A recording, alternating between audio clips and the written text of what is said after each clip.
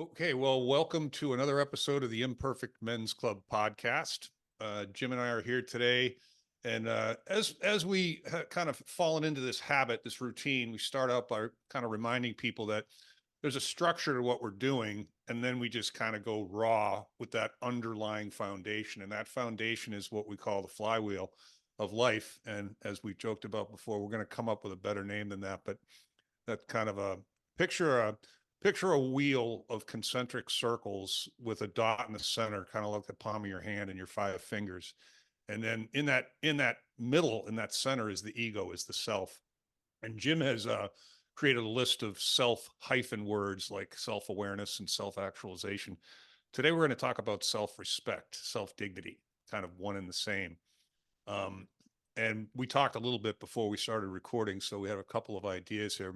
Because someone losing his self-respect is kind of an embarrassing thing. We're probably not going to name any names, and we're going to stay away from family and friends, or we're going to try. I probably will fail. Um, but yeah, I mean, and when you take the wheel and you start with the self, and then you move out, there's 5 areas around that, right? Today we're going to talk about relationships. We'll probably bleed into some other areas because self-respect is kind of, it touches everything, but some of the stuff we were talking about as we've gotten older, as we've become middle-aged men, those of us that are married, and I've got countless examples. All of my friends have different relationships with their wives. Sorry, I got a plane going over me. Um, and they're most of them are pretty healthy. But we all have some of them where the guys just seem to give up, and or cave in.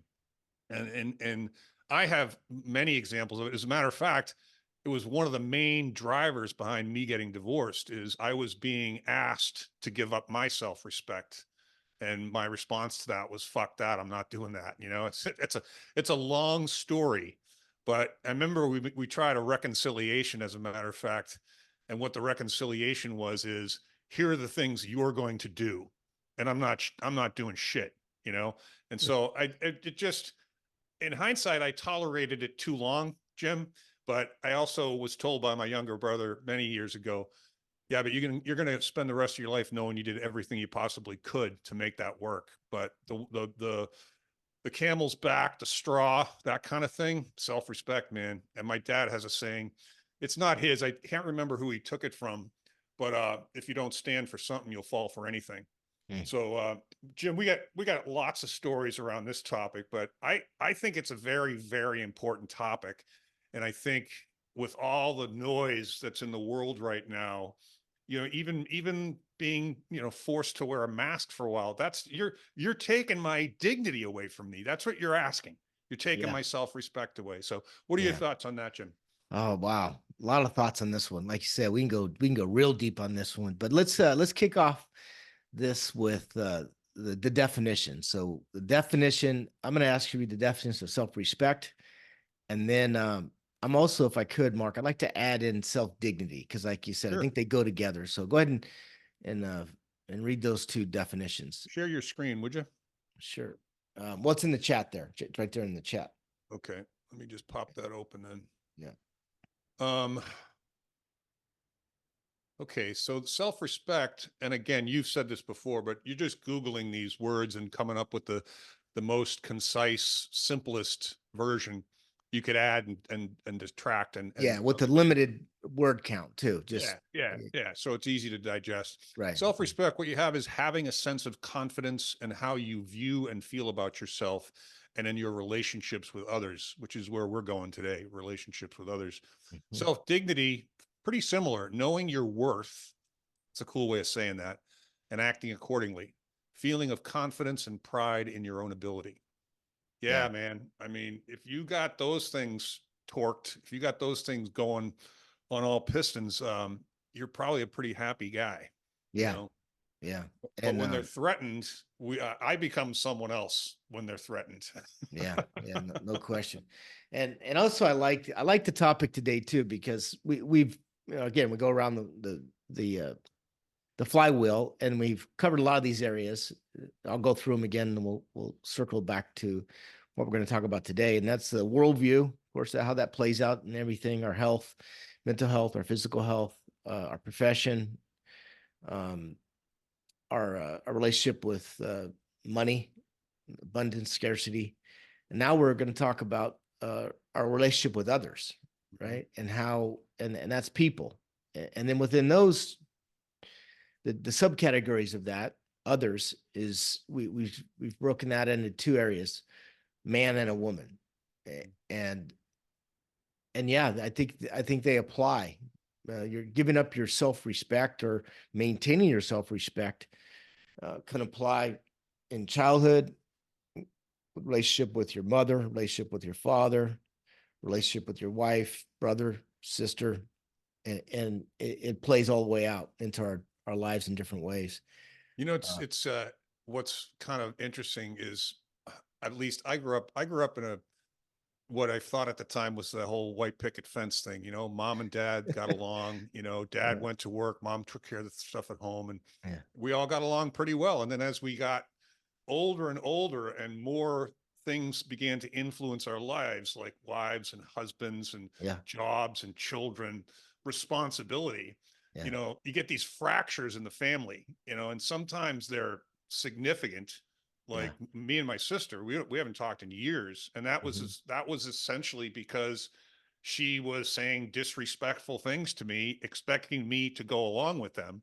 And Hmm. I'm like, no, we can't have those conversations. And I Yeah, even had a conversation with one of one of my daughters, with due respect. I'll give her credit because it was at the very beginning of the Black Lives Matter thing, when really nobody knew what it really was. hmm, And she was asking me to change my opinion on that, hmm, and said to me in a car ride, I think I told you this story, yeah, Daddy, if you keep talking like this, I don't know if I'm going to be able to come over and see you at your house. And I pulled the car over. I literally hit the brakes and pulled the car over. And I said, you take that back right now. I will never change my position on something simply to appease you. yeah, That won't happen. And yeah, for you to expect that, I think, is beneath you. yeah, We love each other dearly. We got along, we recovered very nicely from that. And I look back on it actually as an opportunity for a teaching lesson, yeah, because it's what it turned out to be. But my response, my visceral response, even surprised me, you know? yeah, yeah. No, it's a great story because it says a lot about, again, you had the conversation with her. You held on to your dignity. Hmm. You weren't trying to be right. There's a difference between trying to be right versus wrong.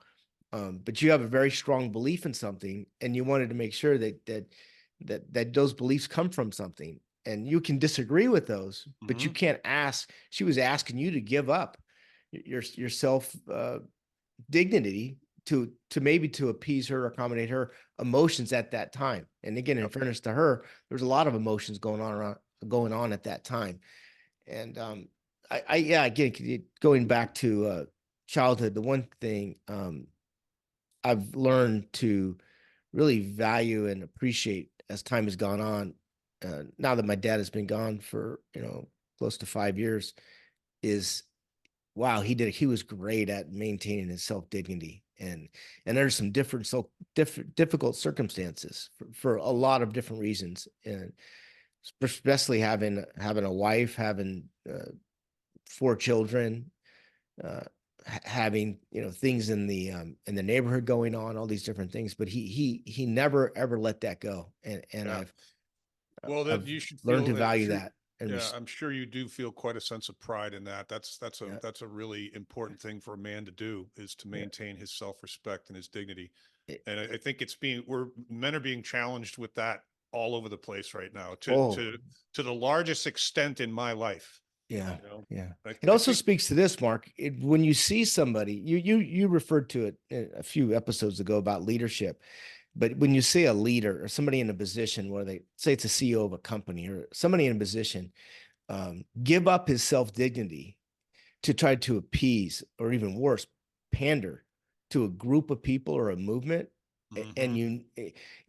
as far as I'm concerned, he'll never recover that credibility. That person never. No, dude, when you go Eh, to war, you Yeah, see what people are like. And you and I have, and you even more so than I have, these examples of playing sports at a very high level, Mhm. and your self-respect is challenged on the field all the time, Yeah. and some guys, Larry Bird was one of them, goes out of his way to see if he can get under your skin and have you cave, Yeah. and so, and you talk about growing up fighting a lot. I'm sure part of why you fought was to maintain your own self-respect being challenged by someone else. So I think that Absolutely. You were being challenged. You were being challenged to see your worth, right? If Mhm. is can you trust this guy? Can you trust that he's gonna that his convictions or his belief system is going to stay true? Because Yep. if it breaks, then what if he broke for you, he's going to break for somebody else. Yep. And, Yep. yeah, it's interesting you put it that way, but you're right. A lot of that was you're being challenged Yes. to- And no, we get of your challenged all the convictions of time. some.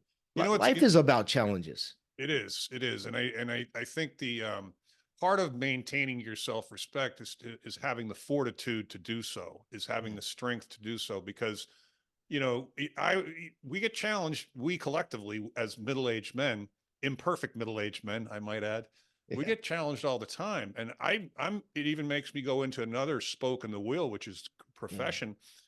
How many people I talk to that are have sacrificed their self-respect in the workplace to appease a boss that's manipulative or Yeah. dishonest, or I mean, I've heard some stories, man, and have told my own, and I retold it to my mentor when we reconnected a couple of years ago after like 20 years, 25 years of not speaking. And I'm going to tell it right now real quick. He approached me on the sales floor, and I was the sales manager and recruiting manager, and I was helping him start a company, and he was teaching me everything. And he liked me, I liked him, but he was deep down, he had a manipulative streak, which was kind of part of his success. He was able to get people to do things that they maybe shouldn't do. And I was not one of them. And he started screaming at me on the floor. And I don't remember why, but I just remember a switch going off. And I said to him after he was done, "Can I talk to you in your office?" We went into his office and closed the door. And I said, "Look, I completely respect the fact that you cut my paycheck and signed my paycheck. And I love this job. I need this job. But if you ever yell at me in front of anybody again, I'm walking out the door and you'll never see me again." Mhm. And our relationship changed overnight. Yeah. And I think I told you before, I'm not sure if he did it on purpose or he was just being a dick, you Yeah. know? And, but that's one of my favorite self-respect stories. Cause if I lost that job, I was fucked. I had a Yeah. kid on the way. I was in a new city. I didn't know anybody. So anyway, Yeah. I'm sure That's a you got good a few of story. those. It says a lot about, especially in your profession. Um, and what it also speaks to is that you had the courage to do that, but you're also were establishing the future of that relationship. You were not people will treat you as you allow them to treat you. So Yep. if you don't say something, and the other thing that was good about that story, Mark, you did it with under control. It Yep. wasn't an emotional outburst, and it wasn't a threat. It was, hey, this is you can't do that. That's not how it goes. So part of it is you're helping that other person know that they've touched the red line, and, Yeah. and that it actually helps the relationship in the future. Well, That is our responsibility. Yeah. yeah, thank you for saying it that way, because it makes me think of two things. The peripheral thing was, and this was not intentional. I just kind of smiled about it as an afterthought. Everyone on the sales floor saw that, and I gained all of their self-respect as well, because Sure. I stood up to the giant. I stood up to the boss. Yeah. I was physically much bigger than he, but he was in charge for sure. And and then the other one popped out of my head, but I can't remember what Yeah. the other Well, thought let's move was. on because that's a work one. But Yep. I've seen this. We talked about this even before we started recording today about how this plays out with a girlfriend, with a wife, an ex-wife, mother-in-law, Hmm. mother. Hmm. I do think it's a completely different dynamic with a woman versus a man, right? And where does that come from? But what I think we were sharing is as time goes on in life and know people for years, decades and decades. Again, I'm trying to be neutral on this. Is that I'm judging in some ways I respect guys for committing themselves fully to those relationships because you have to eventually give up, right? I mean, I think women in general, they see men, especially early on in the relationship, as we're remodeling projects, right? They think they can fix us, they can tame us, they Hmm. can shape us into the person that they want us to be, Hmm. whatever the fuck that is, right? Most Yeah. likely they don't even know what that is, or it's maybe a version of their father that's not 100% accurate, or maybe it is. So that could be good or bad. Um, Yeah, I think that, I think there's various degrees of that, right? Because Absolutely. I Yeah. think anybody would tell you that in a marriage there has to be compromise. There has Yeah. to be, Yeah. right? But not at the expense of my masculinity, not at the Yeah. expense of my, my feelings of self-worth. And the reverse is true as well. Yeah. The man's not supposed to be a domineering, stubborn against all, be all, I get my way or I have a tantrum kind of guy. Yeah. There's no self-respect in that either. But and as I've said to many people before, because of what I went through, what matters in a relationship is, do the two of you get along on the big issues? What everyone else Yeah. thinks of your relationship is meaningless, right? Yeah. But and then part of it is like, can I help this guy if he needs that kind of help, Yeah. or is that just going to piss him off and screw our relationship up? Yeah. It's a thin line. Yeah, It's a thin you've line. heard me refer to this before, so I'm going to try to say it. I wanted to say in the most respectful way, but sometimes when I'm either playing around or somebody asks me, and this is about again a girlfriend or a wife or something, and I always say, manage the crazy. That's my, you got to manage the crazy, right? They're all crazy. It's just a matter of managing the crazy. And I Yeah. say that, and again, it comes off really bad, but it's the most respectful way because we're crazy too. It's not as Oh if yeah. Yeah. that Well, that we're they're more different. crazy than us. No, we're different, crazy. And, I think that the one other related topic to this is just like, there's so many different ways to look at this, Yeah, there's so many different ways to come at this. But I think that separate or celebrating our differences, the differences between men and absolutely. women, Yeah, and we're losing sight of that. We're calling different bad. Difference not bad. Difference different. Can it be bad? Yeah. So and can the same. it also speaks to masculinity and femininity, right? Hmm. They're really important, and they're equally as important. It's not a competition; it should be a dance where you become one, and everything is very fluid and it works together. It's designed to be like, but there's going to be some resistance in those points to until you find your roles, and that's Yeah. what so when I'm saying manage the crazy, that women are emotional and we need their emotion, that's our guidance too, right? But it's also they rely on us then also to stay firm on certain things when maybe it's gone too far, and it goes in both directions. So again, I say this with all respect, not as in one is dominating over the other, but No, I think you'd attribute much of your success to your wife's support. I know that, and no, you've no. never even said that to me. You know. Yeah, there's no question, and I think for the first time probably ever, she's I want to say contribute her success, but I'm starting to value the roles, Hmm. my role in the we're talking more than 3 decades of marriage, so Yep. there's a lot of different periods that you go through, and you Yeah. start to realize that we nobody does it alone. We No. need each other No. equally. No. I So one of the things I'm proud of in this space we're talking about is there. I would say there are right now three main women in my life. Two of them are my daughters, and the other one's my girlfriend. We've been together now for 5 years, and I think the thing that is the most fun about my relationship with her is that we were both born in 1961. She was born into a Democrat Union family, and I was born into a Catholic conservative family. So we were coming at the worldview thing, unbeknownst to us, because we didn't know each other back then, our whole lives. And then we got together, and for the first year, and I've told you this before, she would say to me, "Are you sure that's true?" Or she would say to me, um, "I didn't know that. I've never heard that before." And it was the first time I ever was in a position where I recognize that half of the world is looking at a scene that's diametrically opposed to the other half. They're not just different, they're complete opposites. But Yep. the point I want to make is, in spite of those differences in worldview, we were both, I didn't push anything on her and she didn't accept anything without observation and assessment with me and through other resources.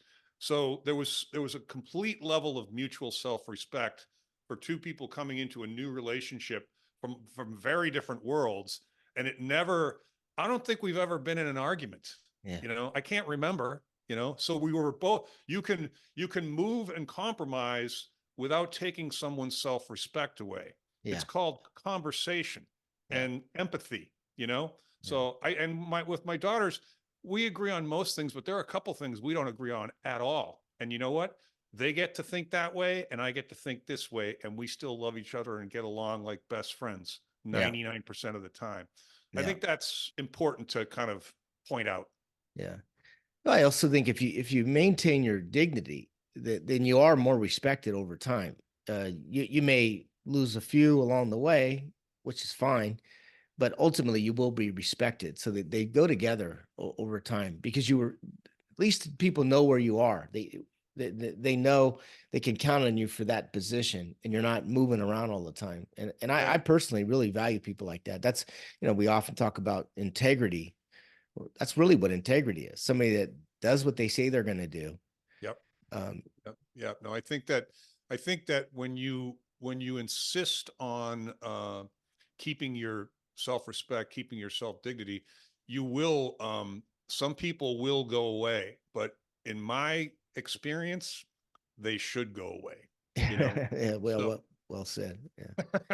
Speaking of daughters, I think it was you or it may have been your daughter, but we talked about this in something about accusing a woman of being crazy, and how that is like that's the C word, Mhm. the new C word.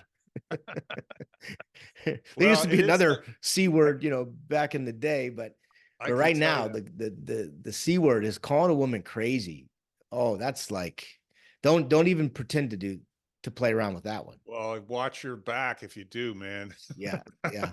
I that is, and I don't like the phrase trigger word, but I'm going to use it anyway. But It's that's appropriate for this it, that is a trick. topic. Neither one of my daughters likes that word at all, and I'm not even talking about calling one of them that, calling anybody that. They don't Yeah, like that word at all, yeah, and my mother didn't like that word either. And yeah. I Why guess do you think yeah, that is, Mark? because it's partially true.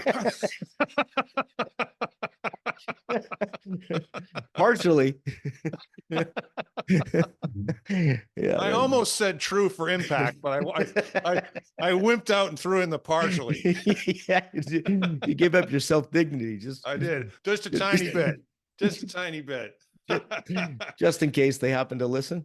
That's funny. That's funny. Yeah. Yeah, no, I think that I think, like I Every said, time I say the word that, my wife, her eyes curl up a few times. She gives me that look. oh, it's almost like you could be in California and she could be in Boston and she'd hear you say it, Yeah. It's that powerful, Yeah. it's that And I powerful. say just to get her, goat, Yeah. just because I love the reaction. But again, she comes right back and says, you don't even know what crazy is. Like, Yeah. because they're Yeah. managing crazy too, right? That's what I'm saying. This is an equal conversation. This No, is not, yeah, not a hierarchy. it's I understand why people are triggered by the word, but it's nice that you can say that kind of lovingly and kiddingly, and she doesn't she comes right back and throws one back at you. That's the Yeah. way So that should but be. here's how I'll say it. It said, yeah, manage the crazy, but we're all crazy in our own special way, Hmm. Hmm. in Well, our own unique special way. it's the We're same as crazy. Yeah. it's similar to our podcast name, the Imperfect Men's Club. We're all Yeah. imperfect, right? That's the Yeah. perfection, as you like to say. Yeah. So yeah, no, I think I think it's really, I think self-respect is something that everyone should feel is important, and I don't think everyone does. Yeah. in the world right now. I think a lot of men are allowing people, some women and some men are allowing people to take theirs away. And it's fairly easy to do, because in a moment of challenge, and if you go for, I'm going to preserve my self-respect, you're pushing almost very aggressively, probably on whatever notion is coming from the other person. So you're basically telling them they're full of shit, right? But so that's where I think it's important. And I talk about this a lot with my kids and with customers and stuff, is it's not just what you say, it's how you say it, Sure. right? And when you're talking about self-respect and dignity, I think how you say things is very important, Yeah. you know? Yeah, we talked about this too. This is, I'll refer to it as cancel culture. Uh, cancel culture. Yep. Yep. I don't think that's served us well at all in recent years. If anything, it's kind of a thought police. Like, I don't like what you say because it hurts my feeling as a result, and I'm gonna cancel you out. I'll remove you. Yep. Um, Yeah. No, there's a yeah, lot of well, it's like I like to say, you know me, I don't like to say leaders at this point in time. The people that are in positions of power yeah, are going about their business of asking people to give up their self-respect, asking American yeah, citizens to give up their dignity. yeah, And that's a terrible thing to do to somebody. And yeah, but when it's coming from the people in power, yeah, boy, it spreads, like we say about propaganda all the time. It works, you know. And if you, it's just like yeah, going back to the playground, like the first fight you ever got in. Say the yeah, kid wanted your lunch money, you know, you give him your lunch money. What's he coming for tomorrow? yeah, You yeah. know, twice your lunch money. You got to stand up for that shit, you know. And Yeah, that's it's interesting because if you've talked to a elementary school teacher or even an eighth grade or junior high school teacher, the teachers, it's all about controlling bullies and controlling the playground. It's so different. I get, those things used to kind of play out for good or for bad, but now it's very controlled. yeah. It's one kid complains about something because then they I come down on them. It's I remember. Yeah, I don't think that's good. I don't think that's good. I heard somebody on the radio talking the other day. He's about our age, and he's a funny guy, talking about discipline when we were kids, you know, and uh-huh, getting hit with belts and getting pushed up against lockers. And I saw a couple guys. The soccer coach, my junior high, who was also the chemistry teacher. He was a little guy, but he was like a fire hydrant. He was yeah, strong as hell. yeah, Mr. Booley. I remember, he's probably long gone, so I can say his name. yeah, It was two guys got in a fight in the hallway outside of his office, and he came out in his little military jumpsuit thing, and he grabbed both of them yeah, by the front of their thing, yeah. and he lifted them off the ground and Oh yeah, slammed their backs into the lockers and that's said, "Stop it the fuck off." yeah, And then he dragged them to the principal's office, that's and exactly what happened to he me. got a Yeah, standing ovation. yeah. In my junior high school, our P teacher, Mr. Green, used to kick us in the ass. Like if you did something wrong, he would take his shoe and just kick you in the ass in front of everybody, right? Yeah, Not yeah, only would everybody start busting up laughing, but you also knew, and a good kick in the ass is good for you at that age, right? It yeah. gets I, it, I think we're missing that. I think we're missing that discipline and that fortitude today. yeah, I really think, and what it seems to be doing to me, from not to me, but from my perspective on it, it seems to be kind of ruining young men. It's yeah, making young men much more confused, yeah, much more anxious. You know, you're going to tell me that a 25-year-old woman doesn't appreciate when you open the car door for her, yeah, or no, insist on picking up the dinner tab. yeah, That's what men do. You know, we're not splitting this thing 50-50, you know? yeah. Yeah, So I have to tell this one story, even though I dislike when old guys tell old stories, but I'll go ahead and share this one here because it's exactly what you described. So this is, I think it was my seventh grade, and we were, my friend and I were popping off in the classroom, and the teacher, uh, male teacher, he tells us, "Hey, knock that off." We keep doing it. He says, "You two in the hallway." sure enough, we walked to the hallway. He grabs us both by the shirt, lifts us up off the floor, slams us against the wall, and says, "You'll never, ever act that way in my classroom." He lets us go. Again, our feet hit the ground a little bit. And I tell you what, it was one of the best lessons I ever received. I Oh yeah. never ever said a word in that class, and he was turned out to be a great guy. Yeah. Um, Yeah. but not only was he's a physical specimen, you just realize that that's not how you act, and it straightened things out. It Yeah, was we're not teaching young men those lessons anymore. no, Everyone's feelings need to be considered. And, yeah, like I said at the beginning, that doesn't do anything for your self-respect. yeah, And once you give up your self-respect, depending on the circumstances, even if it doesn't impact you immediately, it begins to eat away at your soul over time, yeah, right? yeah, yeah, yeah. I think there. Let's run with that because you're right. Pretty soon, there's nothing left of you. If Yeah. if if you let somebody, it's like a cancer. It's like any kind of other thing. It spreads, and pretty soon there's nothing to you. And Yeah, I this think it's also speaks to, again, I'm going to just go back and forth in the dynamics between a man and a woman. I also believe that if you give a woman everything she wants, pretty soon she won't need you any longer. mhm. And it's not that she was necessarily deceitful. Sometimes they are. A lot of times it's just nature, right? What once they've trained you to do everything they want, then there's nothing else they need from you. Yeah. It's Yeah. a weird dynamic. I I've also want seen to say it in the most respectful way as well, right? It's not a game, but it is just life. It's human beings. Um, some of his nature. Yeah, I think that the other side of the self-respect scenario is anyone that would knowingly and intentionally try to take someone else's self-respect away, I think is evil. I think that's an evil thing to do to Interesting you say somebody. that. I did it was kind of a startup. It was like it wasn't easy to get into. It was a huge waiting list. You had to apply for it. I think they start off with like 500 names, and then they got it down to like 100, and then 20 got to go through. Then from there, they told you right from day one they were going to eliminate everybody, and there'd only be 3 left in the end. And you start off with like 50 or something, whatever it was. And so we were going through this program, and everybody was dropping out. You just weren't asked back, right? When week to week to week, the room just got smaller and smaller and smaller. Hmm. And I remember I was still in the room and I was doing okay, but I saw this guy just absolutely break down one of the other participants in there. And I just remember that was the most cruel thing you could ever do to. Not only did he do it in public, but this was the leader of the whole organization, and he was Hmm. just criticizing him, saying, "You're stupid. Where did you come up with that? Just these horrible things." And I remember saying, "Wow, man, how could somebody do that to somebody?" I just thought it was so sad. And then I had to make a decision because now it's me and like 5 other people left in this group, right?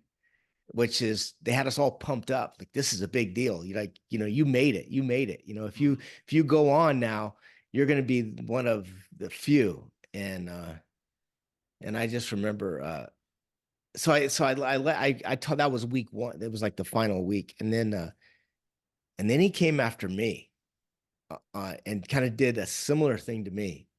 And I just remember saying, this is not cool. This is not cool at all. And it was kind of made up at this point. It was we were actually the ones that were going to go through. So he was just fucking with people. Really, it was all he was doing. Right? See, we didn't get away with. Hmm. And I dropped out. I dropped out. I dropped out Yeah. of the program because I really said I can't work with somebody that I have no respect for. If he did that to that guy and many other people, it was like a 9-week program.